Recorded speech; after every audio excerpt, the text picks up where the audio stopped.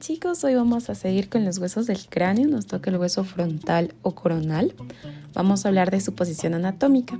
Debemos colocar hacia adelante la cara convexa del hueso o la cara que presenta la curvatura hacia afuera.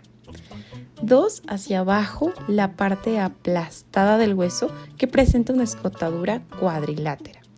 Y hacia arriba el borde circular. Este hueso se encuentra en la parte anterior del cráneo, por encima del macizo facial.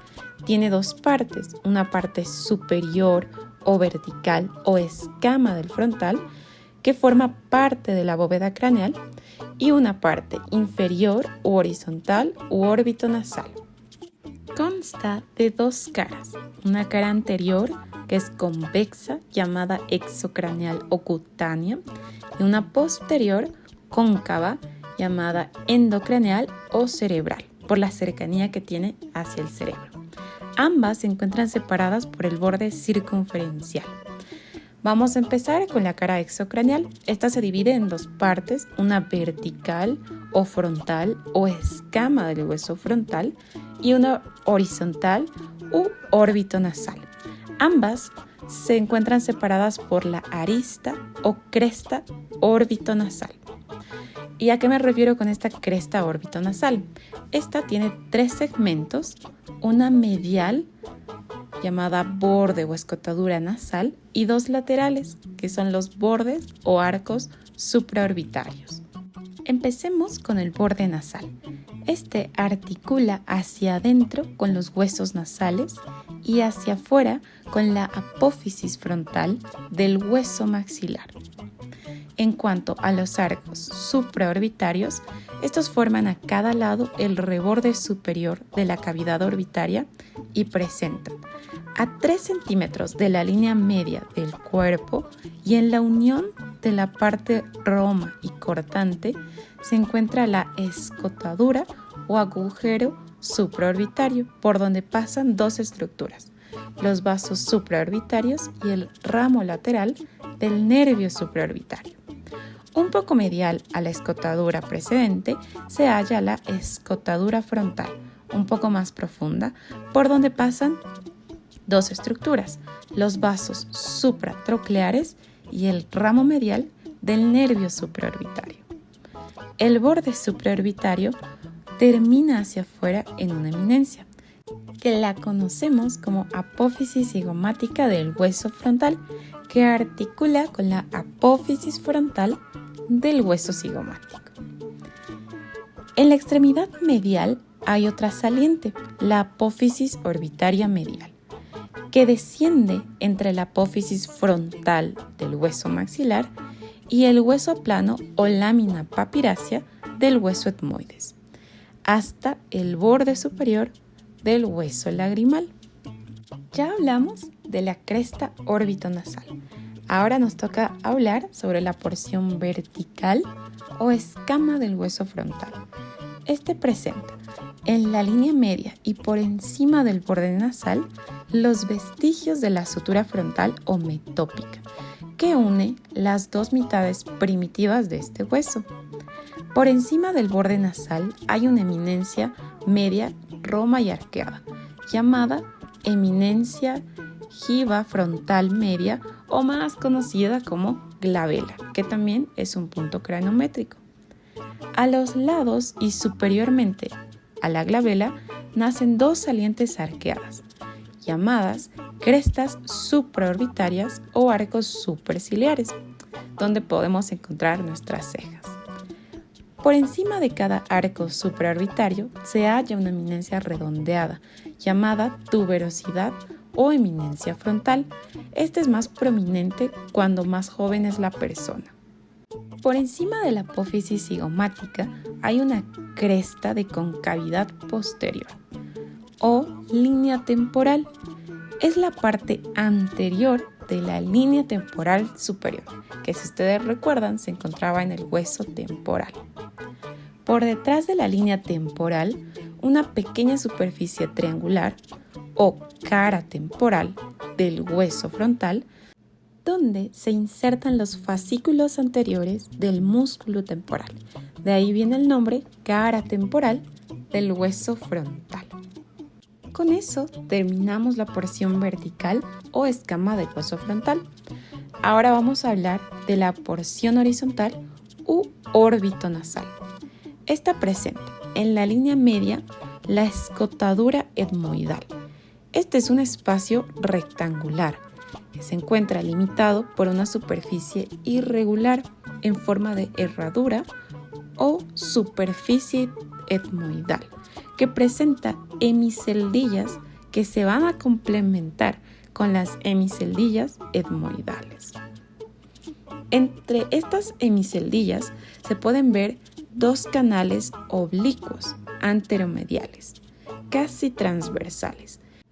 Estos se transforman en conductos etmoidales al complementarse con los canales etmoidales correspondientes de la cara superior de los laberintos etmoidales. De la parte media de la superficie etmoidal nace por detrás del borde nasal una saliente llamada espina nasal del hueso frontal, que tiene una forma de pirámide triangular de base superior y tres caras. Su cara anterior se articula con la cara posterior de los huesos nasales y sus dos caras posterolaterales contribuyen a formar la pared superior de las fosas nasales y estas se encuentran separadas por una saliente medio posterior que articula con la lámina perpendicular del hueso etmoides. Por fuera de la zona etmoidal existen dos superficies cóncavas, conocidas como las fosas orbitarias, donde podemos encontrar a los globos oculares. Lateralmente, esta fosa presenta una pequeña depresión, es conocida como la fosa lagrimal, donde se apoya la glándula lagrimal. Exactamente, esa que cuando queremos llorar, pues saca todas las lágrimas que tenemos. Medialmente y anteriormente presenta otra depresión, la fosita troclear. A veces se encuentra una pequeña espina en la que se inserta la polea de reflexión del músculo oblicuo superior. Con eso terminamos la porción horizontal u órbito nasal. Sigamos con la cara endocraneal. Esta presenta en la línea media y por encima de la escotadura etmoidal un orificio, el agujero ciego, por donde pasa una prolongación de la hoz del cerebro, la dura madre, y a veces una vena emisaria, que conecta ambos sistemas venosos, el intracraneal y extracraneal. Superior al agujero ciego se levanta una cresta aguda de 2 a 3 centímetros aproximadamente, llamada cresta frontal, que se bifurca hacia arriba limitando el surco del seno sagital superior. Por fuera del surco se ven depresiones de diferentes tamaños, conocidas como las fositas granulares de Pacchioni, ocupadas por el tejido subaracnoideo.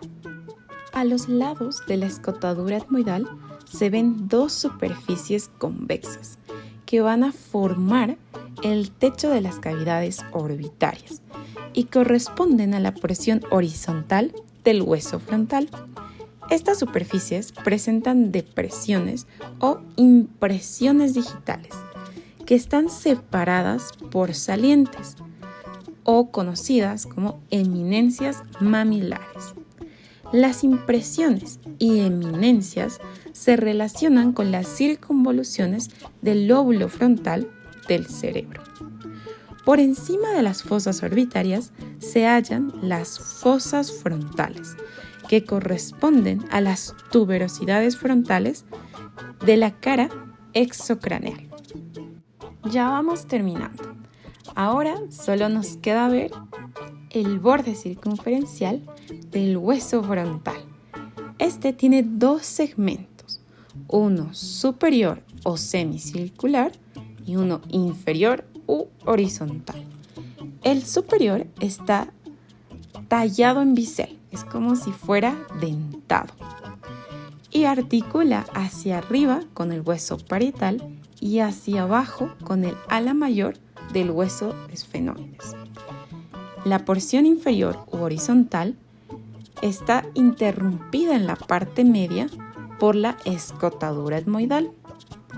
A los lados articula con las alas menores del hueso esfenoides. Antes de alcanzar la extremidad lateral, este segmento es libre y forma parte de la fisura orbitaria superior, que lo van a estudiar mejor en el video del hueso esfenoides. En la unión de estos dos segmentos, el borde circunferencial presenta una superficie triangular que se une con una superficie similar, pero del ala mayor del hueso esfenoides. Eso es todo, chicos, espero les sirva mucho. Denle like, comenten y compartan el video.